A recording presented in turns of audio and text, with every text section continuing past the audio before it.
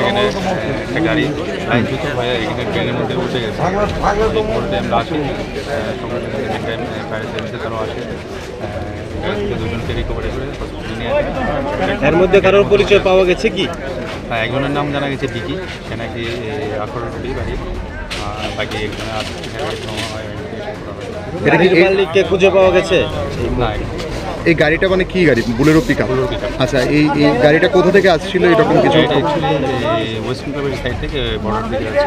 আচ্ছা, আর এই জায়গাটার নাম পিএসি। কয়জন মানে যারা আহত হয়েছে মানে তাদের অবস্থা এই মুহূর্তে কেমন?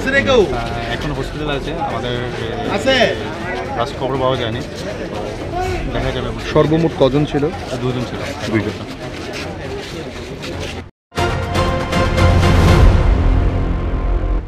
অ্যাকচুয়ালি ঘটনাটা শুনছি ফায়ার ব্রিগেডে আসলাম। ফায়ার ব্রিগেডের গাড়ি শুনে আমি গাড়ির পেছনে পেছনে আসি, ফায়ার ব্রিগেড এগুলো গেছি, গাড়িগুলো শুনলাম। তারপরে ফায়ার ব্রিগেডের গাড়ি এলো, দুজন লোককে উদ্ধার করলো।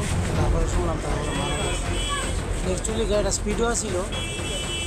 আমার কাছে যদি কভার ডিনটা থাকতো, কভার ডিনটা থাকলে গাড়িটা আমার বাড়ি ধাক্কা লাগলে কার বাড়ি গিয়ে কভার ডিনে না কারণে আজকে নেমেছে। আর লকডাউনের সময় একটা ছেলে বাইক দিয়ে মারা গেছে এবং পইরা মারা গেছে। এই সময়টা পুকুর মানে উইন্টার যে সিজনটা, এই সিজনটার মধ্যে ড্রেনটা বাদ দেওয়া হয় বাংলাদেশে, তো জলটা জমা লাগে, জলটা জমা লাগে আমার গাড়ি হোক বাইক হোক এমন হইলে যে ঘটনাটা হয়, যে জলটুকুটু হয়ে থাকে তারপরে কি বাঁচতে পারে না, জলটা তো নোংরা হয়ে থাকে। তার লাগে আমি মনে করি যে কভার ড্রেনটা হইলে যে কোনো অ্যাক্সিডেন্ট থেকে মানুষ বাঁচা যাবে।